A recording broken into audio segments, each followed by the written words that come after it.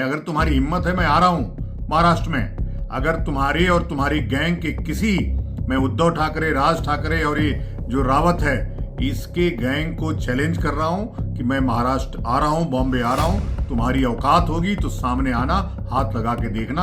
अगर वो हाथ अलग नहीं कर दिया जाएगा तो मेरा नाम बदल देना। मराठी भाषा को लेकर महाराष्ट्र में जो सियासत का तूफान खड़ा हुआ है, उसकी तेज हवाओं की गति थमती नजर नहीं आ रही है। भाजपा और राज ठाकरे की पार्टी महाराष्ट्र नवनिर्माण सेना के बाद काली सेना के अध्यक्ष स्वामी आनंद स्वरूप भी इस विवाद में कूद पड़े हैं। उन्होंने सीधे सीधे राज ठाकरे और उद्धव ठाकरे को खुली चुनौती दे डाली है। आइए आपको उनका ये बयान सुनाते हैं। ओम नमो नारायण।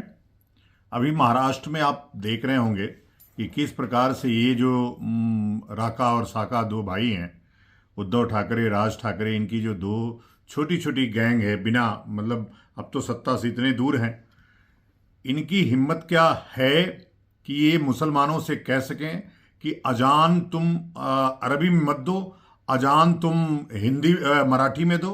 इनकी औकात है मुसलमानों के ऊपर बोलने के लिए।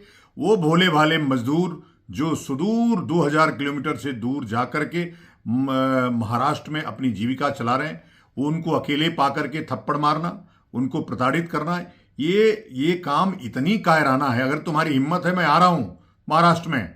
अगर तुम्हारे और तुम्हारी गैंग के किसी, मैं उद्धव ठाकरे, राज ठाकरे और ये जो रावत है, इसके गैंग को चैलेंज कर रहा हूं कि मैं महाराष्ट्र आ रहा हूं, बॉम्बे आ रहा हूं। तुम्हारी औकात होगी तो सामने आना, हाथ लगा के देखना। अगर वो हाथ अलग नहीं कर दिया जाएगा तो मेरा नाम बदल देना। निरीह लोगों पे हाथ उठाते हो, निरीह लोगों को मारते हो, भाषा के आधार पर देश का बंटवारा करना चाहते हो।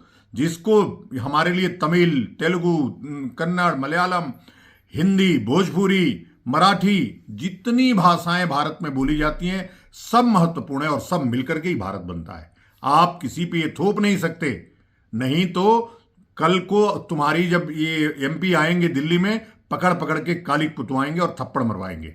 ओम नमो नारायण। आपको बता दें कि महाराष्ट्र में एक दुकानदार को मराठी ना बोलने को लेकर पीटा गया था।